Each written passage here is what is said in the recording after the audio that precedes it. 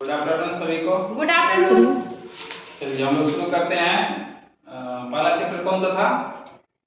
पहला चैप्टर कौन सा है ये? मंगलम। मंगलम है ना? मंगलम का अर्थ क्या बताए थे? मंगलम का अर्थ बताए थे कल्याणकारी। जी सर। ठीक है, कल्याणकारी।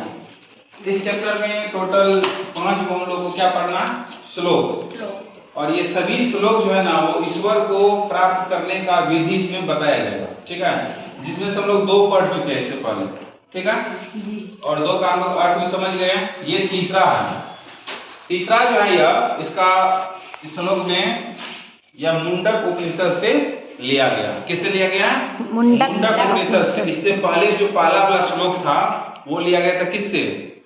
ईशावास्य से। कहां से लिया गया था? ईशावास्य। दूसरा लिया था कठोपनिषद से और तीसरा ये कहां से लिया गया है? मुंडक से। इसमें लिखा हुआ है सत्यमेव जयते, सत्यमेव जयते नानिरितम सत्येन पंथा विद्तो देवयानम। साथ में सभी को बोलना है। क्या लिखा हुआ है? सत्यमेव जयते नानिरितम सत्येन पंथा विद्तो देवयानम। इसके बाद है येना क्रमनित्य ऋषियो याप्त कामा यत्र तत् सतस्य परम निधानम। ये हम लोग का श्लोक हो गया। ठीक है, और इस श्लोक को कहां से लिया गया? किस उपनिषद से लिया गया? किस उपनिषद से लिया गया? मुंडक उपनिषद से। साथ में बोलते भी रहना। इसका देखो अर्थ क्या होता है? सत्यमेव जयते का अर्थ होता है कि सत्य की हमेशा जीत होती है। सत्य जो है वो विचलित हो सकता है लेकिन कभी भी पराजित नहीं हो सकता है। तो सत्यमेव जयते का अर्थ हो गया सत्य की हमेशा जीत होती है। नानिरितम सत्येन पंथा, और असत्य की हमेशा हार होती है। असत्य जो है वो अंतिम में क्या कर जाता है? हार जाता है, लेकिन सत्य का क्या हो जाता है? जीत। और सत्य के मार्ग पे चल करके ही हम लोग देवता को प्राप्त कर सकते हैं। देवता को प्राप्त कर सकते हैं। ये ना क्रमनित ऋषियों का मतलब क्या कि प्राचीन समय में ऋषि मुनि लोग, प्राचीन समय में ऋषि मुनि लोग याप्त कामा यत्र तत्, इसी विधि से यानी कि सत्य के मार्ग से ही क्या करते थे? सतस्यम प्रनिधानम, सत्य को विजय करते थे या सत्य की प्राप्ति करते थे। समझ में गया? सत्य की हमेशा से जीत होती है, असत्य की हार होती है। प्राचीन समय में ऋषि मुनि लोग सत्य की प्राप्ति करने के लिए सत्य के मार्ग पे चल करके क्या करते हैं? उसको प्राप्त करते थे। ठीक है, हो गया।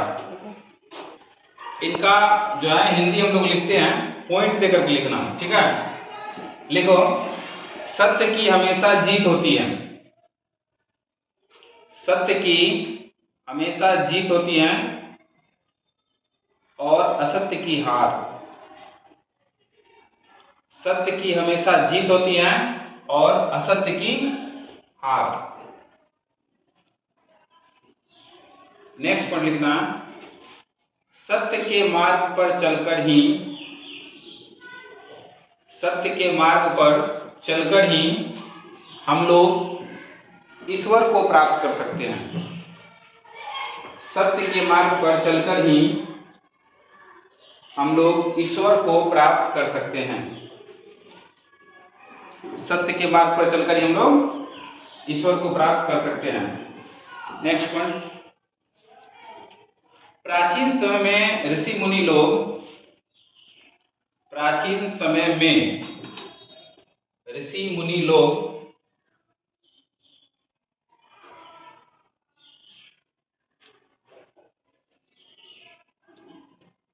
प्राचीन समय में ऋषि मुनि लोग सत्य के मार्ग पर चलकर ही ईश्वर को प्राप्त करते थे। प्राचीन समय में ऋषि मुनि लोग सत्य के मार्ग पर ही चलकर के ईश्वर को प्राप्त करते थे। धन्यवाद।